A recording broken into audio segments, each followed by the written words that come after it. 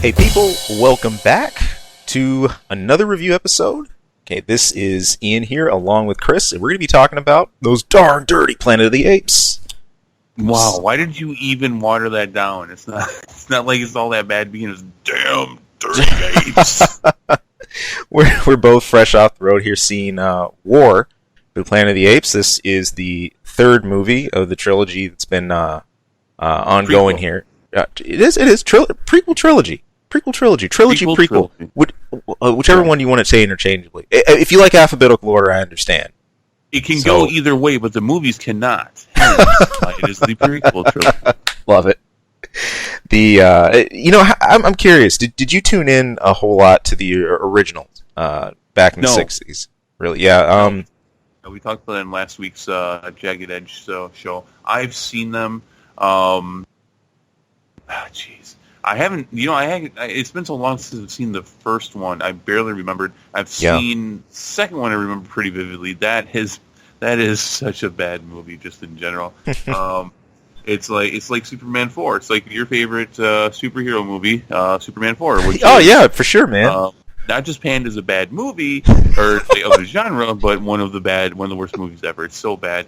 Just several weeks ago, I watched. I don't even remember which one it is, but it's when the apes go back in time and space to normal human time, and that was bad.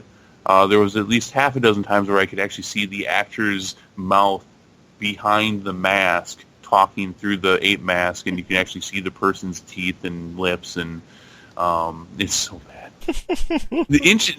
Compelling in the story is trying to tell, right, and the metaphors going on in it, to which these movies all do, I guess, fairly well.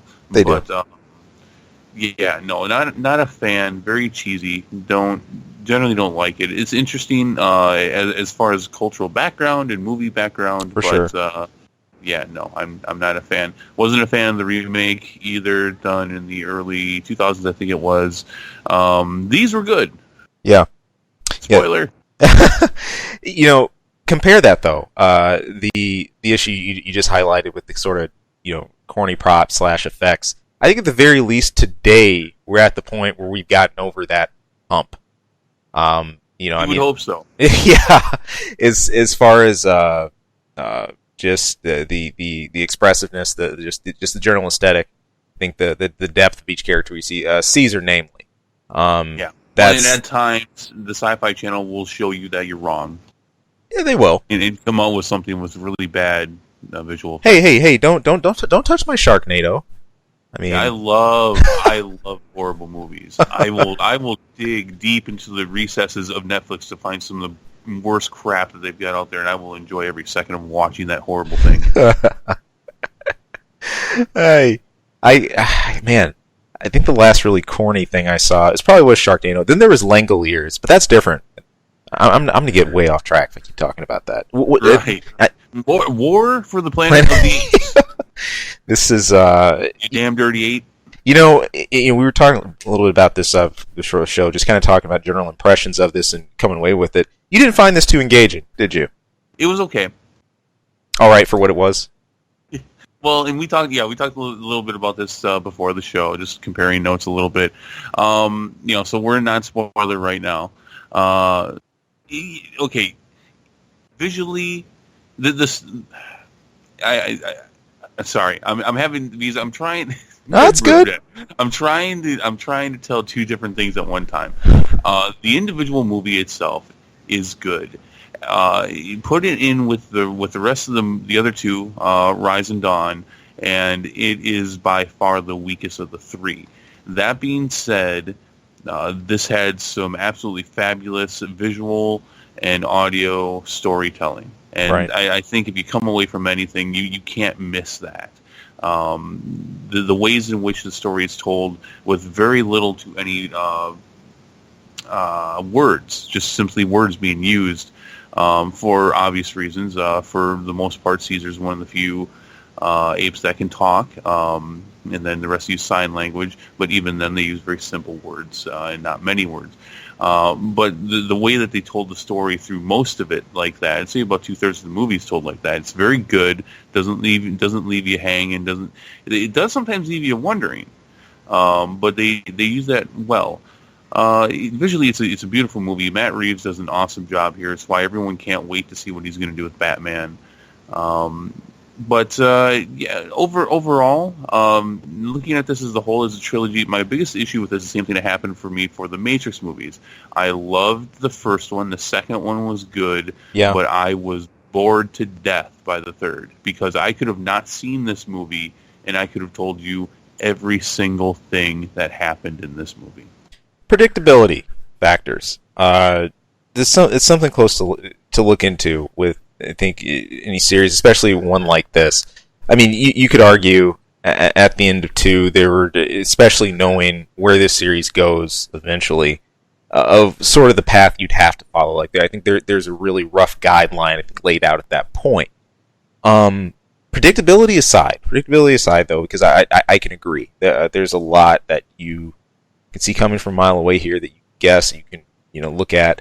While there really aren't that many surprises per se, I guess what I found, I think the engaging thing here is less constant screenplay, e.g. like Marvel movies or something like that.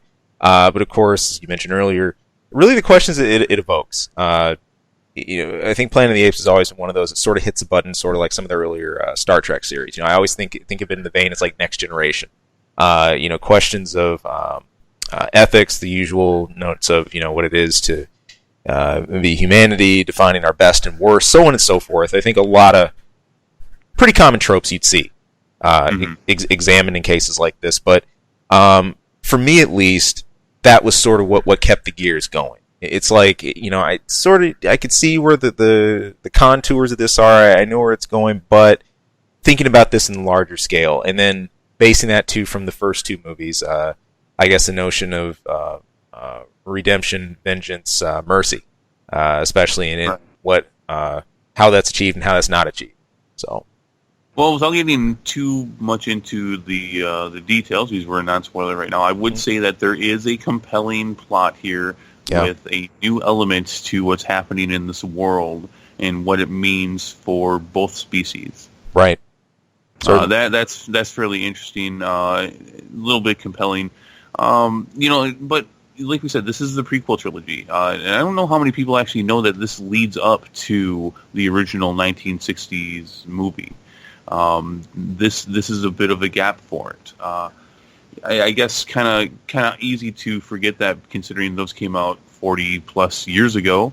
But yeah, so this is all leading towards something that we already know is going to happen. I mean, the humans aren't going to win. Right. That's not what I'm talking about, though. I mean, you can have, like, for example, Episode 3 that came out for Star Wars.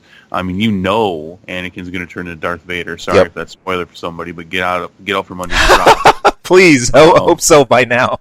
Go, pay attention to pop culture. But you can do that, and then you can have a compelling lightsaber fight like you did with Obi-Wan and Anakin / Darth Vader at the end of that movie. I didn't come out of that bored. I didn't come out of that. I couldn't have. I could have told you ultimately it was going to happen because I saw it back in the early '80s. But kind of the same thing. But the way in which they told the story, it was very paint by numbers. Right. It really was. It's like, oh, well, there's the point where that happened, and there's the point where that happened. Okay, and that's exactly pretty much how I thought that was going to happen. Here's the point where this one turns on this guy, and it really was, and that's really a shame. It felt like they were going through the motions as well, and they did it beautifully. Right. But yeah, I mean, so if you're a big Planet of the Apes fan, you're probably going to love this. Yeah. I was a huge fan of Dawn. Rise was interesting enough to where it was done as a single movie, and they wanted to add 2 more onto it, and we got Rise and War. Rise was great. But yeah, this one, just, I don't know. It's like by the last third of the movie, I was just kind of like, yeah, that's pretty much. Mm-hmm. Yeah. That's beautiful how they did it. The special effects in this movie are flawless. They are. But it's just, yeah. Yep. Oh, okay, and all right, we're done. All right. I can go now. And it's just how it felt. I'm with you. I'm with you. Again, This is really one if you want to sit and sort of, I think and churn on it a bit. I mean, you can only go so far with that, and so far with those questions too. But this, for as much as it is about effects, etc., and screenplay, it's really, I think, for those who are either fans, previous, or you want something that'll be a little thought provoking. And hey, I can appreciate that break. For me, this is at least a little bit of a breather before we get a whole deluge of more action, man. I mean, we're gonna be going into Dark Tower, Atomic Blonde, and many other things soon. And later this year, Thor Ragnarok, etc. So hey, boom! Don't forget about Justice League and Justice League. So it's gonna be awesome. So with Thank you. So a thinker here and there, I'll take it. I'll gladly take it. Well, non spoilers. Anything else that you have to note about it? Yeah. Anything else? No. The brushstrokes are just so broad here as far as with the themes, and I think what's explored and highlighted. It's anyone who's been following the last two movies. The questions on the board are still very stark, and those same ones are still there. Especially when you consider humanity and its role at large, and of course, what happens when our medical or when our tech gets out of control, beyond our reach. I think the two frontiers that are always seem to always be poked at a lot, sci-fi, and then played at our AI, a la Matrix, and of course, when you get to the point of biological science, especially gene editing, things like that, and the initial fallout you can have for it. Here's another example of it. So. I guess I just want to note real quick the performances overall are really good, but I mean obviously the two people that stick out are Andy Serkis and Woody Harrelson. Andy Serkis continues to be an enigma in this world, as far as how he can portray so much emotion with a bunch of dots all over him, and then have that actually conveyed properly on the screen. I mean that's not all him, but that's mostly him. Right. Woody Harrelson's awesome, as he tends to be in almost anything that he does. Yeah. I mean, it's almost amazing. I've basically watched his acting career from Cheers to now. Right. The kind of roles that he can play in the trying to think of the word here, just his ability to basically take on any role. It was great. I mean, they were awesome. They really do really well with their roles. I mean, everybody was great. There's not a lot. There are other people that did play other animated characters, but yeah, I mean, it pretty much is all animated characters. But Andy Serkis still continues to be the guy. He defines what it's like to play this kind of role and get it across to the audience. The acting is great, and you have to give him props for that. Oh, for sure. And that's actually some of the behind the scenes, and it looks at these. Because I have the other two on Blu-ray, and I went through those carefully, and there's a lot of notes about that. I think both for his preparation in terms of what he wants to convey, and then the actual delivery of that on the aesthetic side. It's powerful stuff. And then, of course, with Woody Harrelson and his range, I think that he's demonstrated. That's what I was looking for. Range. Thank you. Yeah, no problem. I mean, he has a really good spanning timeline of roles here, and things that he's played and things that he's done.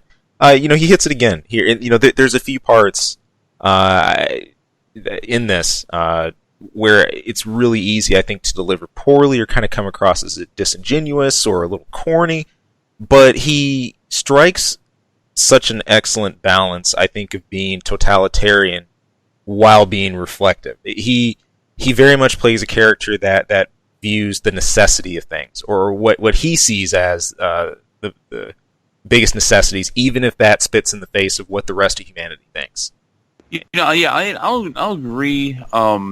This movie definitely plays in the gray area of morality, all over the place. I mean, I've started this one and Dawn.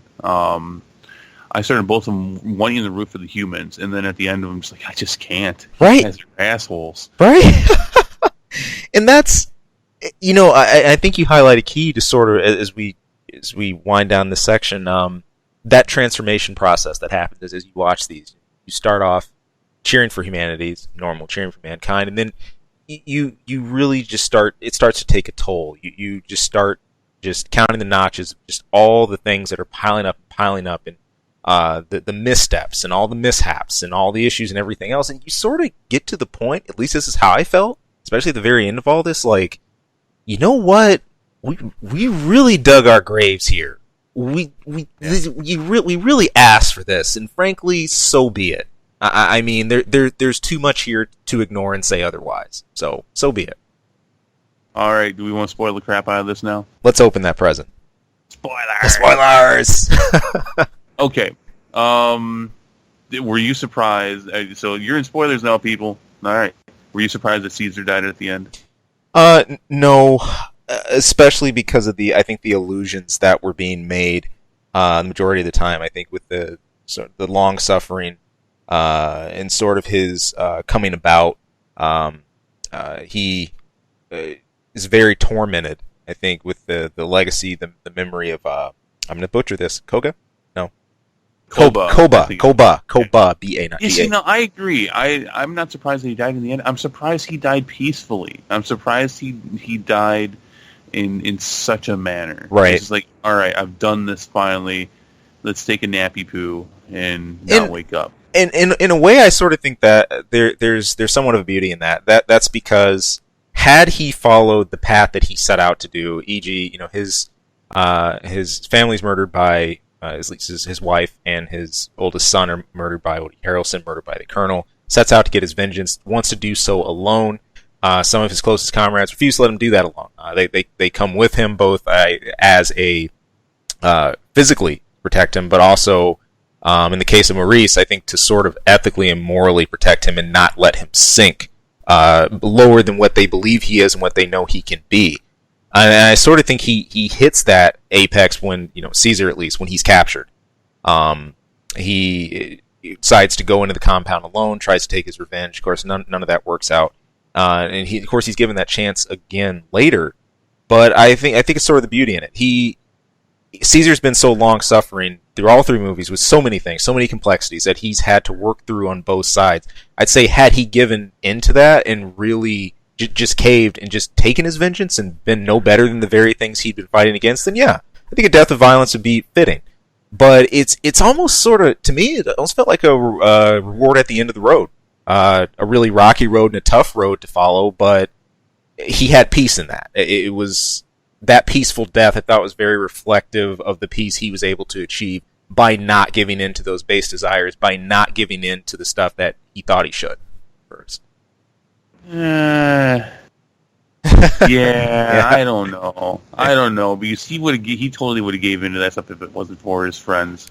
Which is the redemptive quality of it, and that's why I say the beauty in that wasn't all him.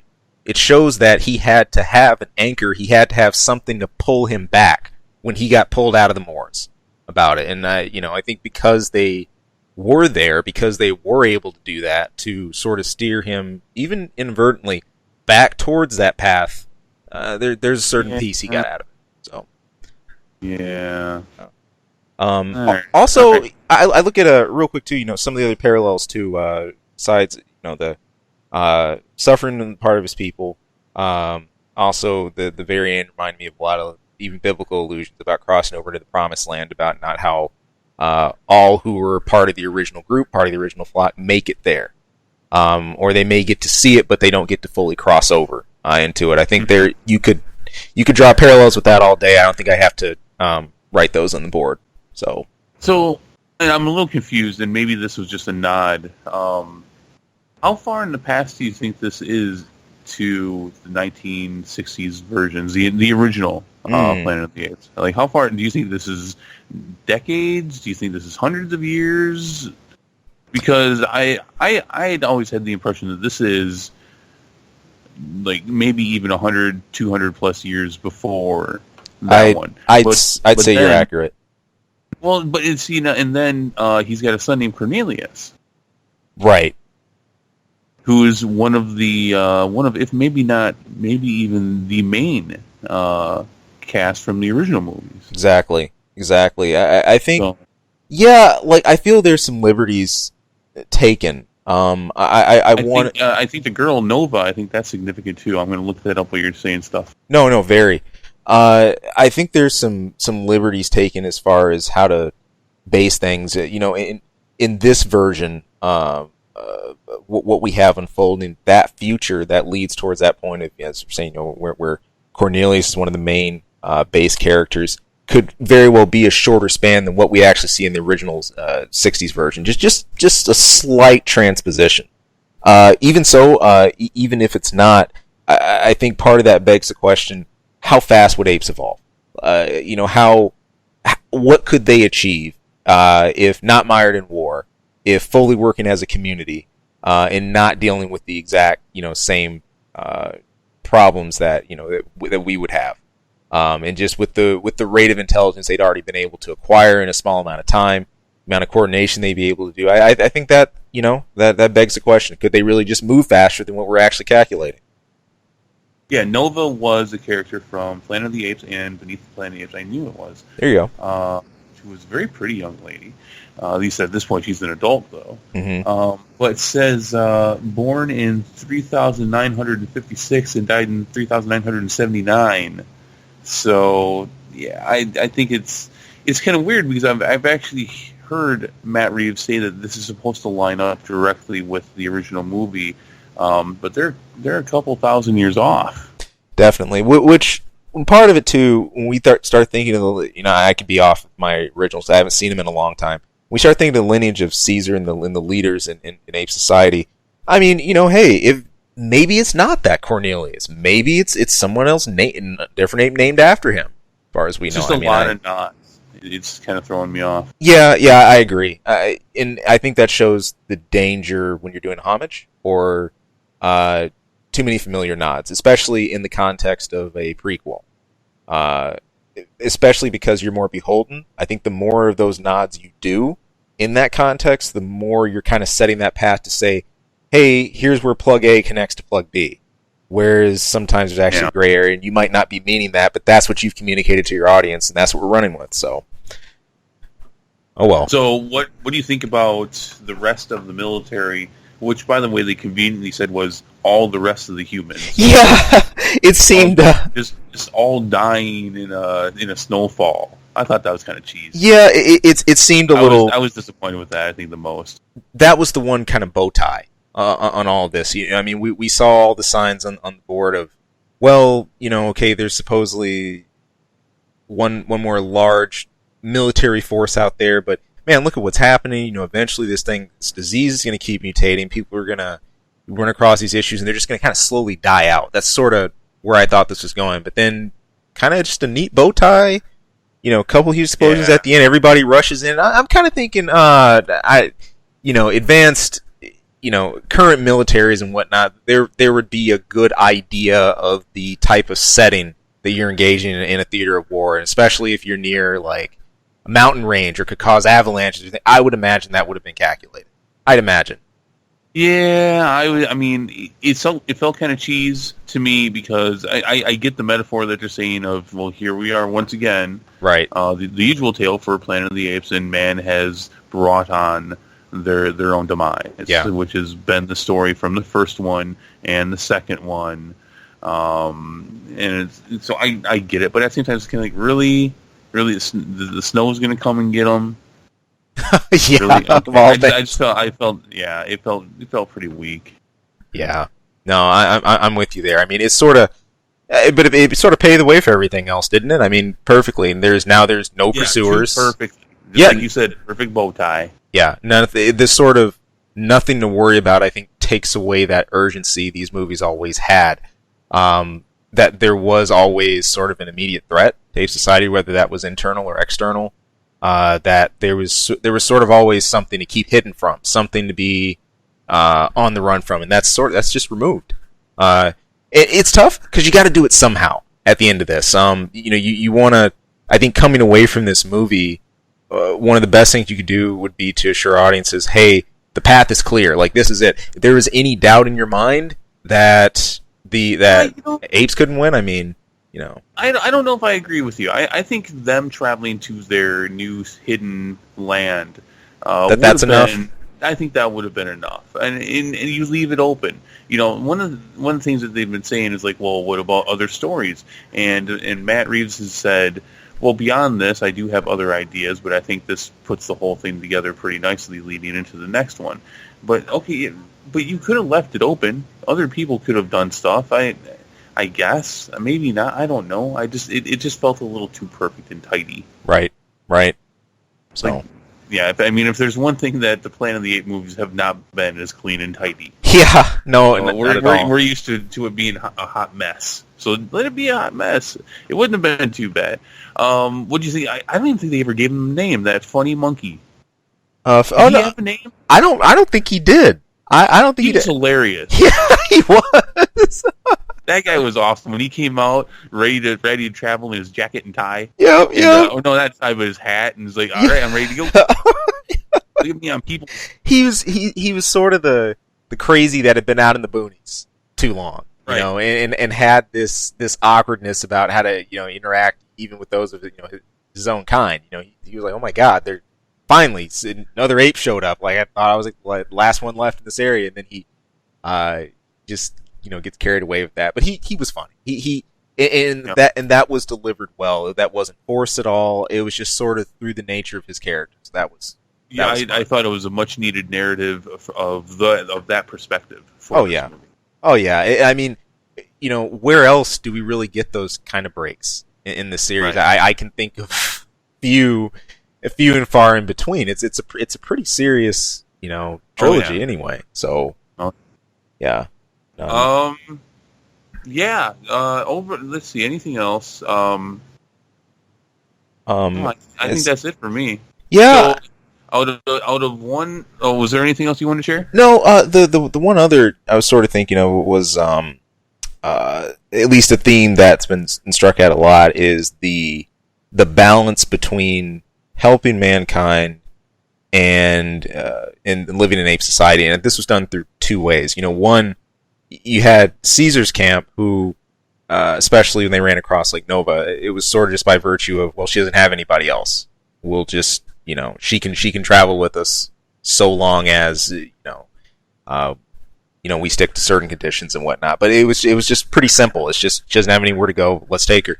As opposed to some of the apes that helped out the military, who had an idea that they could, that they'd be spared, that they wouldn't have to worry about being gunned down or anything else. They'd sort of just live a different life and save themselves, and sort of, they come around and that falls apart. They realize, well, we shouldn't really rely on the things of man anyway. We're, going to be at the forefront of the planet. I did enjoy that being examined from two sides, and there was a lot of complexities in that. Again, all those I don't have to list because if you've seen the other two movies, this has come up before. But that was a good parody. Immediately I was thinking back to the interplay you had in the second movie, but then in this movie as well, as far as near the end, Donkey, the gorilla that had been conditioned to, he knew had a man artillery, weaponry and everything, and he ends up at the end, taking a grenade launcher to the soldier who's about to kill Caesar.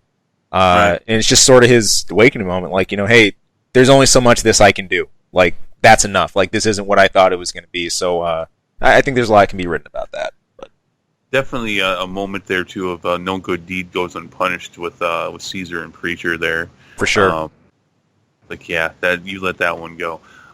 You bring up something, and then there's another thing I want to bring up as well. That was pretty interesting, and also kind of hard to watch. There were definitely some moments there in the encampment where it felt very black oppression, slavery kind of feeling. That was kind of hard. I don't know if they could have told that story any better if they did that intentionally. And you highlight something real key here. That is such a difficult button for our society. It's, especially U.S. society as a whole. Yeah, but I think it's important. It shows how sensitive that still is, and that issue still is. And and I say, we're not going to get over that by being desensitized to it and ignoring it. I think there's difficulty acknowledging that. It often seems that we've just sort of been transported almost to a different time, but we forget that wasn't that long ago. it's not that far back. And Oh, that was like what, 3 weeks ago, right? yeah, totes, man, totes my goats. Yeah, that's where I was at, man. The goat. I had Emancipation Proclamation in one hand, and I was done. That's it. Anyway, You get your 40 acres and a donkey. yep, done. But Okay, sorry if I offended anybody. no. Hey, I'm honestly hoping that there are more narratives like that at least present that. And you know what? It wasn't in such a literal way saying this equals this, but that's what it evokes, and that's what it really made you think about. So Yeah. Oh, you can't help. You couldn't help it. you couldn't. It was a little irky, but it wasn't too bad. It was appropriate. I definitely wouldn't say it was forced. Right. I guess for me, I'm just kind of wondering, like, well, maybe there could have been a better way to do that, but it was fine for what it was. Right. Finally, I can't believe we almost didn't bring this up. The morphed disease. Interesting way to go about that. Very, very. The one of the first tenets he had about this series was the disease, the sickness that spread and wiped out the majority of humanity. Of course, the survivors, all and those who lived through it, were all carrying that still. The idea that it was still changing and mutated. And it explains how humans get to the place that they are when it comes to the original movies. Right. First losing speech, and then very common cognitive abilities to the point of devolving, basically into cattle. And what a better way to almost set up a switching of roles from the beginning of man investing in other apes and teaching them and using current science and technology and completely reversing the roles by the end of it. Sweet justice for the Colonel. Very sweet justice. Very, and the thing that I could not get out of my mind too in that scene was, this is what he valued most. He sacrificed everything to preserve that which he felt made human beings human. The higher speech, the being able to rationalize, reason, and any loss of that was a life not worth living. And yeah, go ahead. I was going to say, this is why I don't buy what you were saying earlier about redemption and such for Caesar, because here is Caesar. He's about to kill the Colonel. Yeah. But then decides not to when killing him would be merciful. Right. And leaves him. But it leads him to live and suffer with this disease. Right. But I'd argue, my automatic, the other side of that coin I look at is, do all parties, especially humans who have that, call it living and suffering? I think this is important. Through the eyes of Nova, who's a child, as opposed to through the eyes of the Colonel, who's had a lot more time to mull over this and deal with it in much harsher ways, they deal with that sickness in completely different manners. Nora's one that Nova, I'm sorry, she really she kind of just accepts this. She accepts what is and goes with it, and she doesn't really think twice about it. You could argue she doesn't really have the capacities to. Yeah, she's also like 8. Yeah, she's 8. She doesn't have the capacities to think about that at that point. But as opposed to the Colonel, but I put those side by side and I look at that. There's that idea of innocence versus weathered experience. And at the end of the day, the point is the Colonel got to make that choice. Yes, Caesar knew that's going to cause. Of course, he knew that was going to cause him a lot of pain.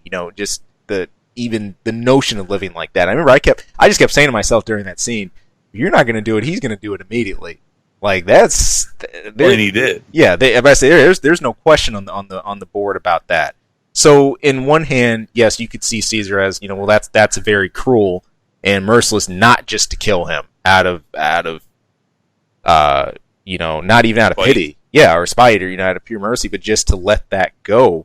In the same hand, he's let other things go though. The soldier that they found out in the fields when they were tracking the army, they lined up a bunch of soldiers who had a disease in front of a firing squad and shot him. There's one guy who's still alive. It would have been a mercy killing to just take him out, but they sort of let that pass. And that's the overall theme though. It's let the things of man be the things of man. We're not going to be a part of those politics anymore. We've tried to reason with them. We tried to come to the table. That's it. It is what it is. You know what though? And maybe I'm playing devil's advocate here No, go ahead. because the Colonel's right. The Colonel is not. Now, maybe the way he's going about things isn't the best way, but he's right. He's right that eventually the apes would end up exterminating man. Right. He's right to try to stop this disease as best as he possibly can. Now, again, maybe his practices were wrong, but he's absolutely right. And the future of this world proves that. Right. Right. And that was interesting. That was very compelling, very interesting. No, I see that. Even I think with those best of intents and I think the will to persevere, the will to continue to survive, it can't erase the things that man already forwarded and that already did. There is a certain point where there are penalties, regardless of, I think, how well-intentioned you might be or how earnestly you might be trying to change something. It really shows just how big the wheels of fate get and how almost inescapable some of that stuff is when you've built up such a foundation already. It was almost, it's too much to escape. Man, you've got it in for the man. Yeah, I do. You've got it in for him. Screw those guys. Yeah, pretty much. Pretty much, man. But it's not hard at all to put yourself in his shoes. No, it's not. See where he's coming from. No, it's not. In fact, I would say it's easy. Yeah, I think the good part, what I like about this is at the beginning, you're sort of steered towards instantly villainizing him more, but it's different. He is a character that understands I think the nuances and complexities of what's happening. As you said, he has a very clear mind about exactly what's going on. It's not just raw hate for the sake of hating. He's also very clear about how horrible it is. He is. He's clear that he has to do it. He feels that he has to do it. Which is refreshing, because I think oftentimes, especially from the very beginning of the series, there was such a fear of apes. It was, they're just animals. They're nothing else. Mow them all down. There was no consideration for those complexities. But here you have, I think, characters, especially through Woody Harrelson here, really accepting the world for what it is, and also trying to change whatever he can in that world, despite how bad it's going. So, but can I make a comment here real quick? Yeah. That wall didn't do shit. No, it didn't. It did not. And look at all the helicopters. Yep. I mean, you could write a whole analog about that wall even. I think. Oh, geez, I'm sure. And I won't even start that, but it's again just that effort. It felt like for the sake of all that effort and everything else, the Colonel and those loyal to him were very much swimming upstream against a current that was just dragging everybody off the cliff.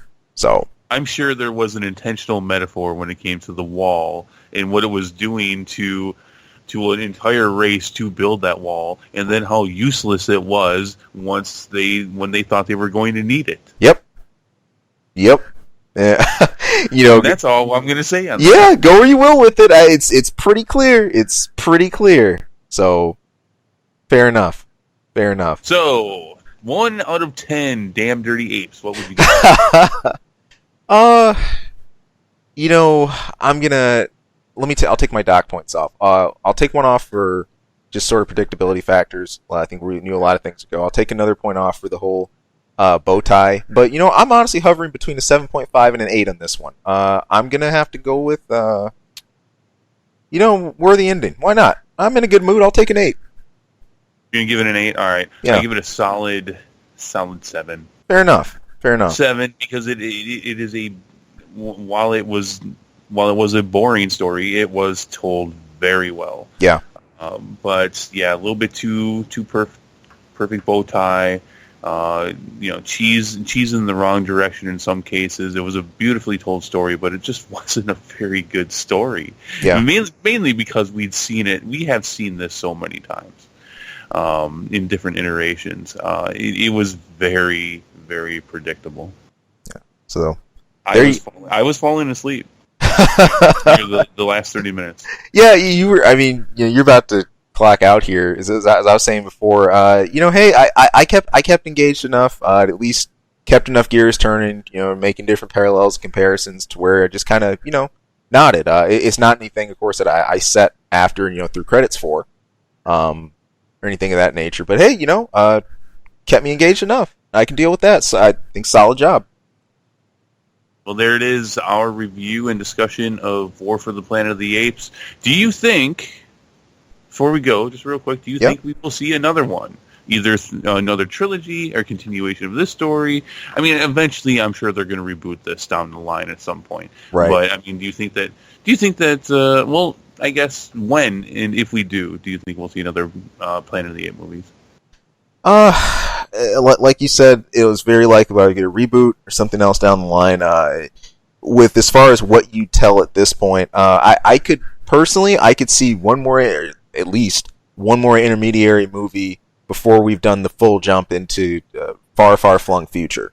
With extremely advanced ape society and everything else, I could see one other fitting in with really making that last transition to maybe like the very last scraps of humanity. From this group, though, probably not. If they're Nolan-esque at all, I think they'll stick. Yeah, they'll stick with that trilogy and I think leave that as their definitive work, their legacy. Matt Reeves has Batman movies to make now. Yeah, hey, let him go. Let the guy go. He's done his time. Okay, all right. So that is it for us for this week. I think the next two coming up, Atomic Blonde and The Dark Tower. Yeah. In fact, it's crazy. I believe those are both on the same day, July 28th, and we were talking about it before the show. I'm probably going to make a double movie day out of that. Both look great. Charlize Theron, awesome. Atomic Blonde and Dark Tower. Heard too many good things. I've liked the trailers I've seen for it, and we'll see where it goes. That is us for now. Thank you very much for listening, and we'll see you later. Take care, everybody.